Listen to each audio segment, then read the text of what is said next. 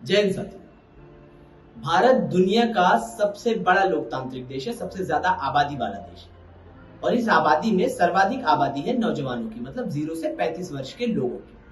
0 से 35 वर्ष के वो लोग जो रोज अपने संकल्पों से, अपनी प्रतिभाओं से, अपने परिश्रम से किसी परीक्षा की तरफ बढ़ते हैं, तैयारी करते हैं, इस उम्मीद के साथ तैयारी करते हैं कि कल परिणाम निकलेगा और वो किसी पद पर आसीन होंगे, किसी बेरोजगारी से बाहर आकर रोजगार को अंगीकार करेंगे, रोजगार मिलेगा, काम करेंगे। इसी संकल्प के साथ वो बढ़ते हैं। मतलब कि जो 65% नौजवान है हिंदुस्तान का, उसका जो सबसे क्रीम व्यक्ति है, जो सबसे ज्यादा पढ़ लिख सकता है, जो अफोर्ड कर सकता है शिक्षा को, पढ़ने के माध्यम से मैं कह रहा हूँ, पैसे के माध्यम से नहीं कह रहा हूँ, वो जब परीक्षा स्थल तक पहुंचता है, परीक्षाएं देता है, तब उसे पता चलता है कि उसका पर्चा तो पहले ही आउट हो चुका था। अभी आरओ की परीक्षा में ऐसे ही हुआ है, पेपर लीक हो गया है। यूपी पुलिस के ऊपर भी, यूपी पुलिस भर्ती पर भी इल्जाम लग रहे हैं। लखनऊ में 69,000 शिक्षकों की भर्ती वाले लोग भी सड़क पर बैठे हुए हैं। मुझे नहीं समझ में आता कि जिस देश का लोकतंत्र उसके लोग से बनता है, लोग कौन, जिसका 65% नौजवान है भारत का, उसी लोग की पीठ पर कोड़े बरसाए जाएं, उसी लोग के अधिकारों का हनन होता रहे, उसी नौजवान को हमेशा परेशान किया जाए और उसी लोकतंत्र के शासन के बूते किया जाए जो इसी लोग के आधार पर आपको मिला है।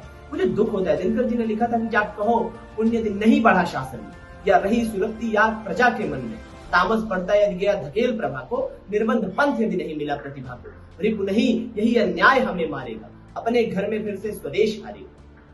इस सरकार में और विपक्ष में मैं दोनों की बात करता हूँ।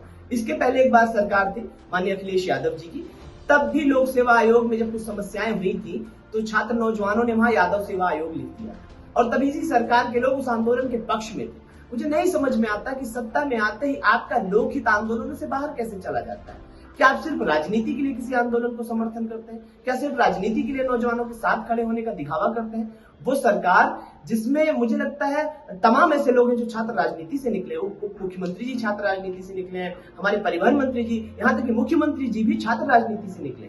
फिर इनसे छात्र हितों की अनदेखी कैसी हो रही, मुझे दुख है।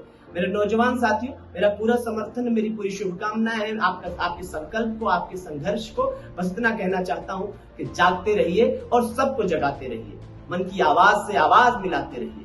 नींद आती है तो तकदीर भी सो जाती है, इसलिए कोई सो न सके गीत वो गाते रहिए कि ले आए हैं तूफान से कश्ती निकाल के, इस देश को रखना मेरे भाई संभाल के, ये देश है तुम्हारा, नेता तुम ही हो कल के, इंसाफ की डगर पे मेरे भाई दिखाओ चल के, लड़ते रहना, लड़ते रहोगे, जीत जाओगे। इंकलाब जिंदाबाद।